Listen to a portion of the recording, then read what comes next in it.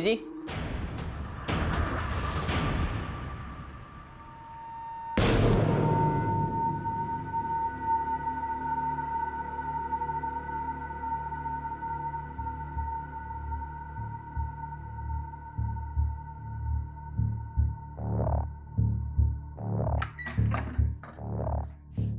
अमन भैया, आप कब आए?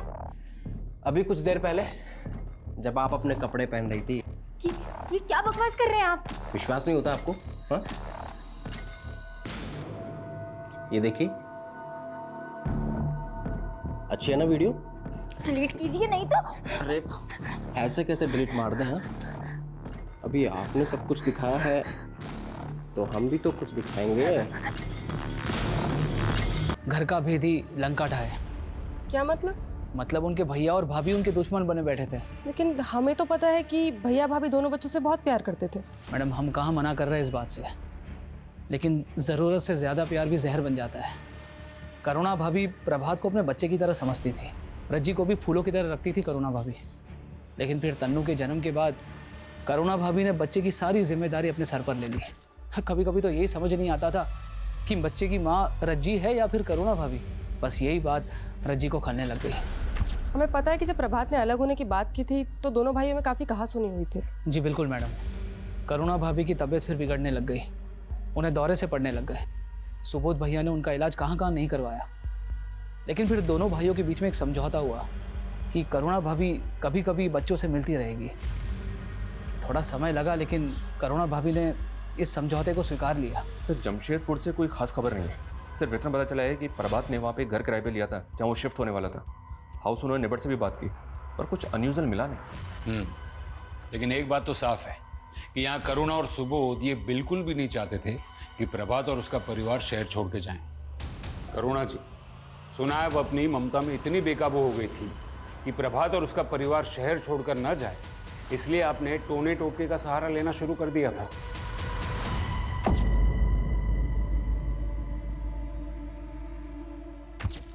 देखिए, जितना जल्दी सच बोलेंगे ना उतना बेहतर रहेगा तुम दोनों के लिए। सर, हम अपना करुणा को टूटते हुए नहीं देख सकते थे सर। इसमें हमारा जान बसता है, और अगर ये मां नहीं बन सकती है तो इसमें इसका क्या गलती है सर? और क्या किया है इसने? बस बच्चा लोगों को प्यार किया है ना सर। आप बताइए, बच्चा लोगों को प्यार करना कोई कानूनी जुर्म होता है क्या? और सर, बात सिर्फ उनके यहाँ जाने की नहीं थी। तनु की मानसिक स्थिति ठीक नहीं रहती थी, उसे नजर लग गई थी और वो बहुत चिड़चिड़ करने लगी थी। इसलिए मैंने सोचा कि अगर मैं काला जादू करूंगी तो वो थोड़ी ठीक हो जाएगी। आखिरी बार जब प्रभात तुमसे मिलने आया तब तुम्हारी उससे लड़ाई हुई थी? नहीं सर, हम अपना भाई से कभी लड़ ही नहीं सकते थे। वो तो थोड़ा कहासुनी हो गया था। प्रभात, अपना भाभी से इज्जत से बात करो, समझे? इज्जत पाने के लिए ना इज्जत पाने लायक काम भी करना पड़ता है। वो सब भूल गया था सर, वो सब कुछ भूल गया था जो हम उसके लिए किए थे। वो बस हमसे पीछा छुड़ाना चाहता था। और इसीलिए तुमने उसकी जान ली। उन दोनों बच्चों को छोड़ दिया जिससे तुम्हारी पत्नी को लगाव था, लेकिन उस मासूम बच्चे की जान ले ली जिसे रज्जी ने अपने करीब रखा था। और फिर अपने बदले की आग में तुमने रज्जी की लाश के साथ भी। क्या बोल रहे हैं सर आप? कितना उसमें गिनती होती थी सर, और स्कूल के सारे स्टाफ को बड़ा दुख हुआ था ये सब जानकर। अच्छा, इस घटना से पहले तनु के साथ कोई हादसा हुआ था क्या? मेरा मतलब है कुछ ऐसा जिससे वो डर गई थी। नहीं सर, तनु के साथ तो ऐसा कुछ भी नहीं हुआ था। हाँ, लेकिन छोटू के दोस्त के साथ एक दुर्घटना जरूर हुई थी। क्या हुआ था? छोटू के दोस्त को सांप ने काट लिया था और बेचारे की डेथ हो गई थी। नाम क्या था उसका? रोहन। तनु, छोटू, सुनिए, आपने तनु और छोटू को देखा क्या? क्यों, क्या हुआ? पता नहीं कहाँ चले गए।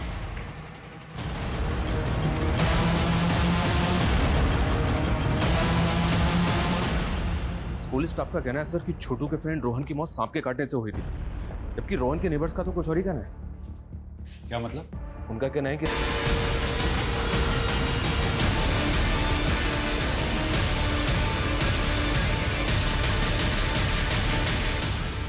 सर मैं बताता हूँ सर, मैं सब कुछ सच बताता हूँ, मारिए मत सर। चल बोल।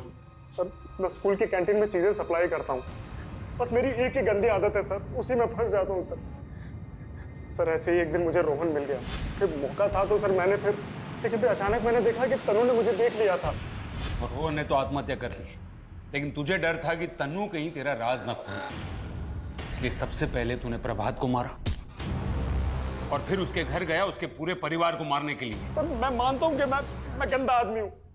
रही बात समीर की, तो न सिर्फ अपनी सेक्स की ताकत बढ़ाने की दवाइयों का डबल डोज ले रहा था, बल्कि अपनी पत्नी को गलत दवाइयां देकर एक जिंदा लाश बनाकर रख रहा था ताकि वो अपने सेक्सुअल इरादों को उसके साथ जी सके। हर बीमारी का इलाज होता है अगर सही समय पर पहचान ली जाए तो।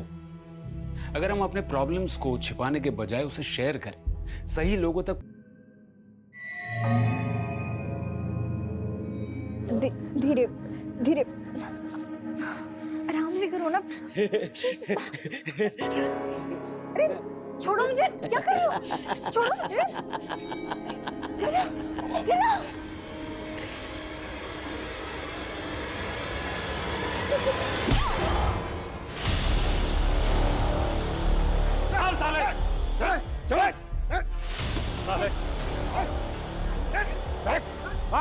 अरे बहुत चर्बी चढ़ जाएगा मुझे। आराम तो तुम्हारे हाथ लगाते ही मिल जाता है। अच्छा तो एक काम करते हैं, एक क्लिनिक खोल लेते हैं, पेशेंट्स आएंगे, हम बस टच करेंगे और फीस ले लेंगे, खूब कमाई होगी और फिर हम उससे अपना एक नया बंगला ले लेंगे। सुनो, जितना टच करना है ना हमको कर लो, ठीक है? किसी और को किया ना बहुत बुरा होगा। तुम तो एक पर्सनल डॉक्टर हो ना। अच्छा हाँ, अरे बंगले की बात तो तुम्हारे लिए ना माल खरीदेंगे। के बाहर जब से ये सब मिलने लगा है ना कुछ गलत होता जा रहा है। अपनी तनु कितनी शांत स्वभाव की थी, कोई सोच भी नहीं सकता कि पत्थर मार के किसी का सर फोड़ देगी। अगर हम रंगे हाथ पकड़ लेते ना तो वही हाल करते जो तनु ने कृष का किया।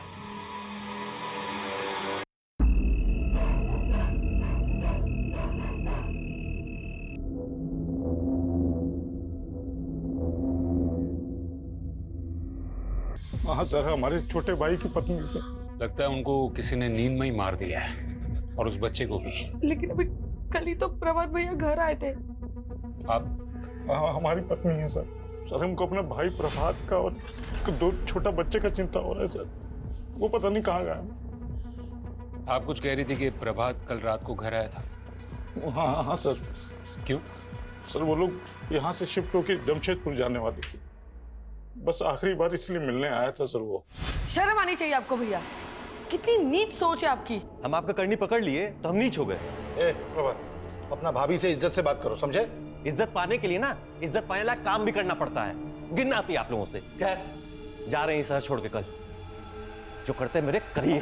तो उसके बाद आप लोगों की कोई बात नहीं हुई? नहीं सर। लेकिन सर कि वो घर के बाहर पीछे वाले जंगल में कैसे पहुंचे?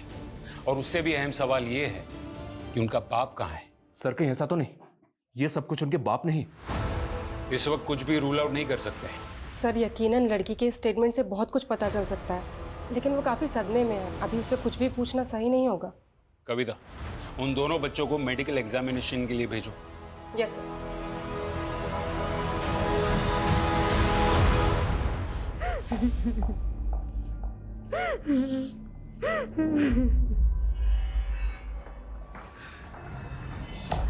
सर। सर क्या बोले डॉक्टर? वैसे दोनों बच्चे अभी ठीक हैं, शारीरिक रूप से उन्हें कोई चोट नहीं पहुंची। से इतना प्यार करता होगा कि वो उन्हें मारना नहीं चाहता होगा, यानी कि उनका बाप, या फिर किलर ने उनको देखा ही नहीं होगा और तनु ने समझदारी दिखाई और वो अपने भाई को लेकर वहां से चुपचाप भाग गई। सर तनु ने अपनी माँ और अपने नन्हे भाई को अपनी आंखों के सामने इतनी बुरी तरह से मरते हुए देखा और इतनी प्रेजेंस ऑफ माइंड दिखाई कि वो अपने नन्हे से भाई को वहां से चुपचाप लेकर निकल जाए और किलर को पता भी ना चले। ये बात समझ में नहीं आई। सर प्रभात और रज्जी का फोन मिला है घर पे, हमने दोनों फोन फॉरेंसिक और साइबर वालों को दे दिए। तनु के लिए काउंसलर का इंतजाम हो गया? कुछ भी कह सकते हैं। तुमने उनको धमकी नहीं दी थी? हम बता रहे हैं, अगर हमारे बेटे को छुआ ना पूरे परिवार में तुम्हारे मातम छाएगा। सर हम गुस्से में थे उससे। सर वो लड़की इतनी पागल हो गई थी कि मेरे बेटे का सर फोड़ दिया। सर ऐसा लग रहा था कि वो जान ले लेगी उसकी। एक बाप अपने बेटे का खून देखेगा ना तो गुस्सा तो आएगा ना। और उसी गुस्से में तुमने उसी तरह से उसकी माँ और उसके भाई का सर फोड़ दिया। सर आप फिर से वही बात कर रहे हैं। जब से मेरे बेटे का सर फटा है ना सर, मैं उसके पास ही हूँ, उसको छोड़ के कहीं नहीं गया हूँ। शहर छोड़ के कहीं मत जाना, और जब भी बुलाया जाए पुलिस स्टेशन आ जाना। सर प्रभात एक ग्रोसरी शॉप चलाता था मार्केट एरिया में, आमदनी ठीक ठाक थी। उसको आखिरी बार सुबोध के घर से निकलते देखा गया था। ये प्रभात और सुबोध के बीच में बनती थी। कुछ टाइम पहले तक दोनों फैमिली साथ में रहती थी, फिर रज्जी ने एक बच्चे को जन्म दिया। फैमिली बढ़ गई तो प्रभात अपनी पत्नी के साथ किसी अलग जगह पे शिफ्ट हो गया। तो पैसों का या पुश्तैनी जायदाद का कोई बंटवारा? नहीं सर, किसी पुश्तैनी जायदाद का कोई बंटवारा नहीं। सुबोध राजकीय विद्यालय में टीचिंग करता है और प्रभात के दोनों बच्चे उसी स्कूल में पढ़ते हैं। और दोनों की पत्नियां? रज्जी हाउसवाइफ थी सर। सबका कहना है कि वो अपने पति से बहुत प्यार करती थी। और सुबोध की पत्नी करुणा आयुर्वेदिक नुस्खे बेचती है और बनाती है, मोस्टली शौकिया तौर पर। दोनों के आपस में कोई अनबन नहीं थी। कुछ समझ में नहीं आ रहा है। सिर्फ चरण है जिसके पास ये मर्डर्स का मोटिव है, लेकिन उसका रिकॉर्ड भी एकदम क्लियर है, वो घर में ही था। जब तक ये प्रभात नहीं मिल जाता या फिर तनु कुछ बोलती नहीं, तब तक हम अंधेरे में रहेंगे। ये हो गई तुम्हारे लिए दवाई तैयार। लो लो, पियो पियो पियो पियो पियो पियो पियो, शाबाश। लो और पियो। ये इसे नहीं, तुझे पीना चाहिए। अरे अमन, तू कब आया? जब तू अपनी बेचारी का रोना रो रहा था। मैं कोई रोना नहीं रो रहा हूँ, मैं अपनी जिंदगी में बहुत खुश हूँ, अपनी खुशबू के साथ। देख रहा हूँ मैं कितना खुश है तू। शादी करके घर बसाना चाहता था, सुंदर सुशील पत्नी चाहिए थी तुझे, और ससुराल वालों ने पकड़ा दिया ये डैमेज पीस। ए, तमीज में रहो, समझे? मेरे तमीज में रहने से क्या तेरी किस्मत बदल जाएगी? मुझे देख, नो रिस्पॉन्सिबिलिटी, नो बंदिश। सुबह से लेकर शाम तक ऐश करता हूँ और रात को डबल ऐश करता हूँ। देख अमन, जब तक तुझे बर्दाश्त कर रहा हूँ, किसी दिन मेरा दिमाग घूम गया ना। तुम में से अमन कौन है? जी मैं हूँ। क्या हुआ? तुमसे कुछ बात करनी है। मैम, एक भी महीना ऐसा नहीं था कभी मेरी तनख्वाह देरी हुई हो। अच्छे इंसान थे मतलब हैं, अच्छे इंसान हैं। उनकी किसी से कोई दुश्मनी थी? सवाल ही पैदा नहीं होता मैडम। उसकी वाइफ को कितने अच्छे से जानते हो तुम? मैं मिला हूँ, 3-4 बार उनसे मिला हूँ। प्रभात भाई अपनी बीवी से बहुत प्यार करते थे। मेरे घर पे देना है। तुम्हारी भाभी का जन्मदिन है ना, उसके लिए साड़ी है। उसको तोहफा देने के बाद उसके चेहरे पे जो खुशी होती है ना, उसको देखने का मजा ही कुछ और है अमन बाबू। ठीक है, जरूरत पड़ेगी तो थाने बुलाएंगे। ठीक है। लेकिन सर कोई फिंगरप्रिंट या फिर डीएनए रिट्रीव नहीं हो पाया। सर रज्जी पे 4 से 5 बार उस पत्थर से वार किया गया है और बच्चे पे 1 बार। इसका मतलब है मारने वाले के दिमाग में बहुत ज्यादा नफरत भरी हुई थी। सर इसी वजह से पत्थर पे इतना ज्यादा खून था कि कोई फिंगरप्रिंट नहीं मिल पाया। और कुछ अनयूजुअल? यस सर, रज्जी के साथ रेप भी हुआ था, लेकिन उसके मरने के बाद। व्हाट? लाश के साथ रेप? मतलब नेक्रोफिलिया? मतलब ये बंदा मुर्दों के साथ सेक्स करता था? बच्चों के लिए काउंसलर आ रहे हैं ना? Yes sir. देखो बेटा, हम जानते हैं कि आप बहुत दुखी हो, लेकिन उस किलर ने आपके छोटे भाई गोलू को बहुत चोट पहुंचाई है ना, और आपकी माँ को भी ना। बेटा, उस आदमी ने जब आपके छोटे भाई को और आपकी माँ को मारा, तब आप वहीं थी ना? क्या हुआ था वहां? आपने उस आदमी की शक्ल देखी थी ना?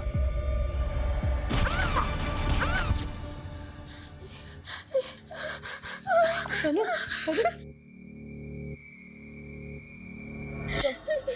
प्लीज, अभी तनु बहुत डरी हुई है, हम बाद में पूछताछ करेंगे।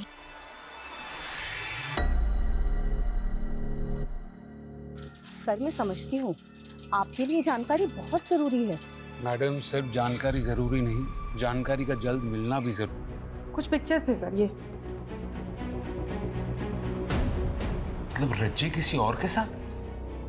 क्योंकि फोटो में इस आदमी की डील डॉल देखकर ये तो साफ पता चल रहा है कि ये प्रभात नहीं है। सर हो सकता है रज्जी को कोई ब्लैकमेल कर रहा हो।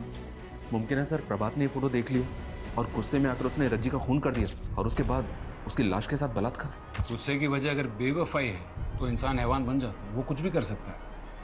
लेकिन उसने अपने बच्चे को क्यों मारा होगा? हो सकता है सर प्रभात को ये शक हो गया हो कि ये बच्चा उसका नहीं है, इसी आदमी का है, और शायद इसी वजह से। और सर उसके भैया भाभी बच्चों से जितना प्यार करते हैं, उसे यकीन होगा कि वो उन्हें संभाल लेंगे। सर तनु ने अपने बाप को ही मर्डर करते हुए देखा होगा। शायद इसी वजह से वो ज्यादा सदमे में है और हमें कुछ बता नहीं पा रही है। लेकिन जब तक प्रभात नहीं मिल जाता तब तक सच्चाई बाहर नहीं आएगी। ये प्रभात के नाम का डबल अलर्ट जारी करो और साइबर